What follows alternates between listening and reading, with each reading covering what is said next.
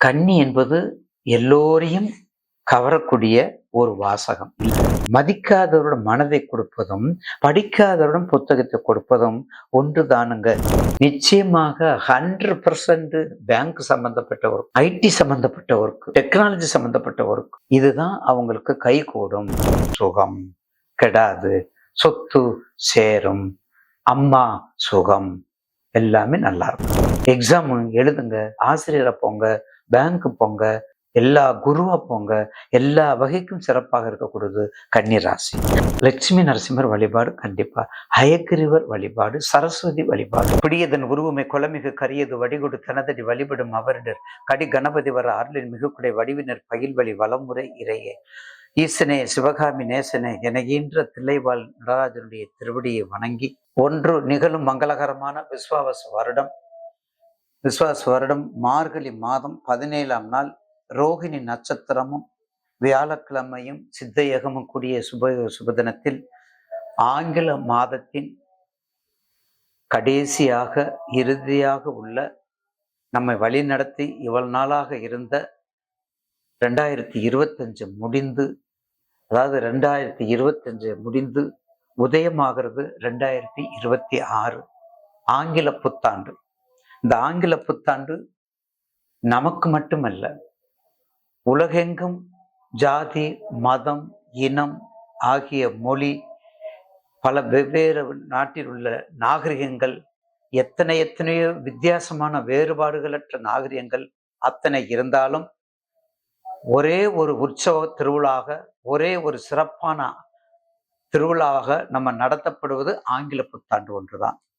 இந்த ஆங்கில புத்தாண்டு 12 ராசிகளுக்கும் நேயர்களுக்கு இப்போது பதிவு செய்ய உள்ளேன். அதுக்கு முதலாக அம்மன் டிவி நிர்வாகத்திற்கும் கண்மணியாக திகழ்கின்ற என் நேயர் பெருமக்கள் பாதம் பணிந்து, பொதுவா 2026 ஒரு நல்ல ஆண்டாக வரும்.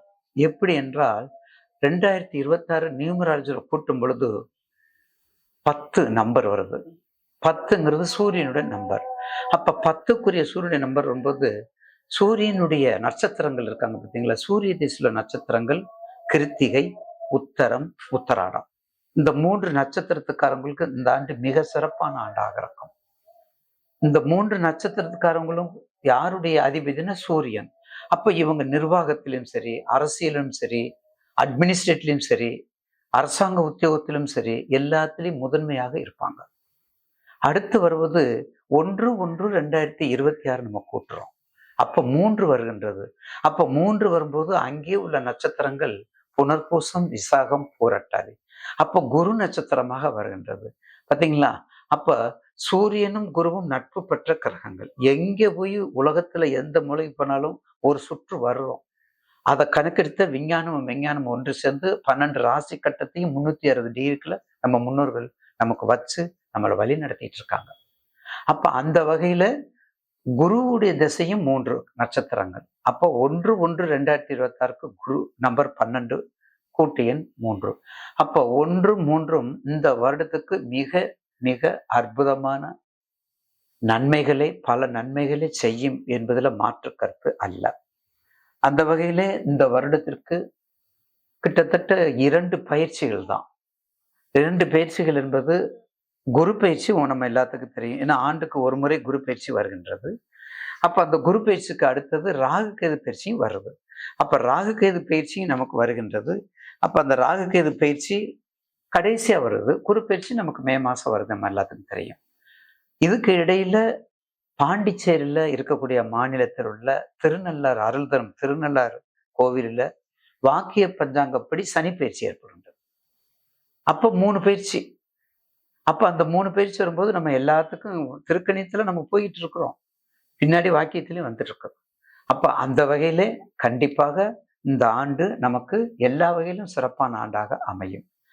அடுத்தது தங்கம், வெள்ளி விலைகள், ஆன்லைன் மார்க்கெட்டிங், பஞ்சபூதத்தினுடைய நன்மை தீமைகள் கடந்த ஆண்டை போல இந்த ஆண்டு வேலை செய்யும். இயற்கை வளங்கள் மிகுந்திருக்கும், நவநாகரிகம் உயர்ந்திருக்கும். அதே மாதிரி பெண்கள் சம்பந்தப்பட்ட பெண்கள் சம்பந்தப்பட்ட தொழில்கள் முன்னேற்றத்துக்கு கொடுக்கும். ஏன்னா இந்த ஆண்டு ஃபைனான்ஸ்ல எல்லாருமே ஃபைனான்ஸுக்கு தேடி போகக்கூடிய ஆண்டு. ஏன்னா குரு நிர்வாகம் ரொம்ப அற்புதமா இருக்கும். ஏன்னா சூரியனுடைய ஆண்டுல பிறக்கிறதுனால நியூமராலஜி பிரகாரம் நிர்வாகம் மிக அற்புதமாக இருக்கும்.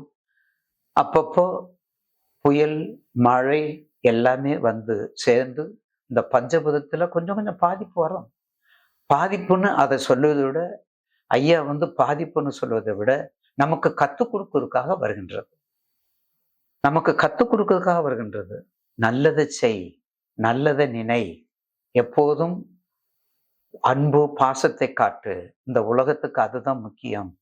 அதனாலதான் அன்பே சிவம் என்று நம்ம சொல்லுகிறோம். எல்லா வகையிலும் அன்புதான், எல்லா மதத்துக்கும் அன்புதான். அது ஒன்றே சொல்றோம். அந்த வகையிலே இந்த ஆண்டு எல்லோருக்கும் எல்லாம் கிடைப்பதற்கு மீண்டும் நேயர்கள் பாதம் பணிந்து பணிகின்றேன். கன்னி என்பது எல்லோரையும் கவரக்கூடிய ஒரு வாசகம் இல்லையா? அதை யாருக்கு வச்சிருக்காங்க? புதனுக்கு வச்சிருக்காங்க. யாருக்கு வச்சிருக்காங்க? கன்னி ராசிக்கு வச்சிருக்காங்க. அப்ப சேர்க்கை நன்றாக இருந்தால்தான் வாழ்க்கை நன்றாக இருக்கும், ஒரு வசந்தத்தை கொடுக்கும் என்பதுல மாற்று கருத்து அல்ல. ஆக கண்டிப்பாக சேர்க்கை நல்ல சேர்க்கையா இருக்கணும். சேர்க்கை வந்து நல்ல சேர்க்கையாக இருக்க வேண்டும். மதிக்காதவரோட மனதை கொடுப்பதும் படிக்காதவருடன் புத்தகத்தை கொடுப்பதும் ஒன்று தானுங்க. இந்த அளவுக்கு போகம நிறைந்த நேயர், அந்த அளவுக்கு அறிவு நிறைந்த நேயர்கள், அந்த அளவுக்கு அன்பை பொழிந்த நேயர்கள் கன்னிராசி நேயர்கள் தான். என்ன சொன்னாலும் சரி செய்யறீங்க, எதிர்ப்பே கிடையாது. என்ன சொன்னாலும் நான் செய்கிறேன். எந்த வேலை சொன்னாலும் சரி. என்ன செய்யக்கூடாதுன்னு கேட்பாங்க தெரியுங்களா? பொய் சொல்லக்கூடாது, திருடக்கூடாது. இந்த 2 வேலையை தவிர எல்லா வேலையும் நான் செய்யறேன். எனக்கு சம்பளம் முக்கியம். எப்படி? எனக்கு காசு முக்கியம். காசுல கவனமா இருக்குது மிதுனம், கன்னி. அடுத்தது விருச்சிகமும் கும்பமும். காசுல, அதாவது ரிஷப லக்கணம் இருந்தா 2க்குரியவன் பேங்க் மிதுனம். அதே மாதிரி சிம்ம லக்கணம் இருந்தா 2க்குரியவன் காசு கன்னி. அதே மாதிரி விருச்சிக லக்கணம்னா 2க்குரியவன் தனுசு. கும்ப லக்கணம்னா 2க்குரியவன் மீனம். இப்ப தெரிஞ்சுக்கிட்டீங்களா? அப்ப மீனம், அதாவது புதனும் குருவும் ஒரு ஜாதகத்தில் நன்றாக இருந்தால் நிச்சயமாக 100% பேங்க் சம்பந்தப்பட்ட ஒர்க், ஐடி சம்பந்தப்பட்ட ஒர்க், டெக்னாலஜி சம்பந்தப்பட்ட ஒர்க், இன்ஃபர்மேஷன் டெக்னாலஜி, ஐடி சம்பந்தப்பட்ட ஒர்க், இதுதான் அவங்களுக்கு கை கூடும். பணம் சம்பந்தப்பட்டது, பொருளாதாரம் சம்பந்தப்பட்டது, இதுல மாற்று கருத்து அல்ல. ஆக கன்னிராசி நேயர்களுக்கு இந்த ஆண்டு கண்டிப்பாக, கடந்த ஆண்டு சிறப்பா இருந்துச்சுங்க. கடந்த ஆண்டு உங்களுக்கு ராசிக்கு 5ல குரு இருந்தாரு. இப்போ உங்களுக்கு ராசிக்கு 10ல இருக்காரு. அடுத்த லாபத்துல இருக்காரு. அடுத்த குரு பேச்சுல 11க்கு வர போறாரு. இப்போ உங்களுக்கு 12ல இருக்காரு. அதிசாரத்துல மாறும் கொஞ்சம். அதிசாரத்துல நல்ல திசையும் நல்ல புத்தியும் நல்ல சூட்சமும் நல்ல அந்தரமும் இருந்தாதான் வேலை செய்யும். அது எந்த பாவகம் இருந்தாலும் சரி, அது எந்த பாவகம் இருந்தாலும் சரி. அது போல கன்னிராசிக்கு ராசிநாதன் உங்கள் லக்கணத்துக்கு 4ல, உங்க ராசிக்கு 4ல எல்லாத்தோடு சேர்ந்து இருக்காரு. அங்கே ஒரு கமிட்டி மீட்டிங் போட்டுட்டு இருக்காங்க, போர்டு மீட்டிங். அங்கே வந்து போர்டு மீட்டிங் போட்டுட்டு இருக்காங்க. சூரியன் இருக்காரு, செவ்வாய் இருக்காரு, புதன் இருக்காரு, சுக்கரன் இருக்காரு. அவங்களுக்கு 2 சப்போர்ட், உங்களுக்கு 2 சப்போர்ட். அது அந்த ஆளுங்கட்சி எதிர்கட்சி பார்த்தீங்கன்னா அந்த மாதிரி ஒரு சப்போர்ட்டை போட்டு மீட்டிங் போட்டு இருக்காங்க. சர்வகட்சி மீட்டிங்கோட வச்சுக்கோங்களேன். அப்படி போட்டு 4ல இருக்காரு. அப்ப 4ல இருக்கும்போது என்ன ஆகும்? சுகம் கெடாது, சொத்து சேரும், அம்மா சுகம், எல்லாமே நல்லா இருக்கும்.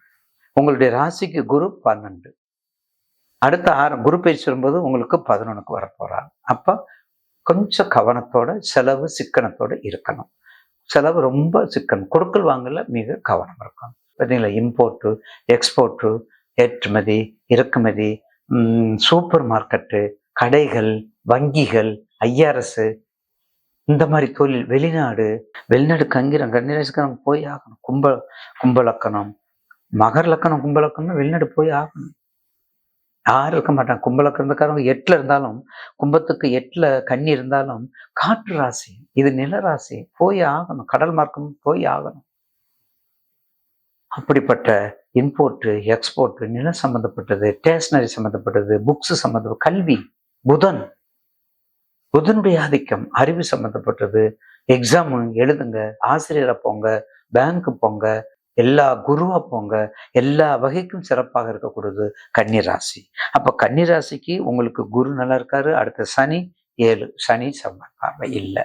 அப்ப சனியும் புதனும் தன்னை விட்டு போகாது, சனியும் செவ்வாயும் தன்னை விட்டு போகாது. அப்ப கண்டிப்பாக அதுவும் உங்களுக்கு நன்றாக இருக்கும். உங்கள் ராசிக்கு ஆறில் அரவம் இருந்தால் அதிர்ஷ்டம் உண்டு.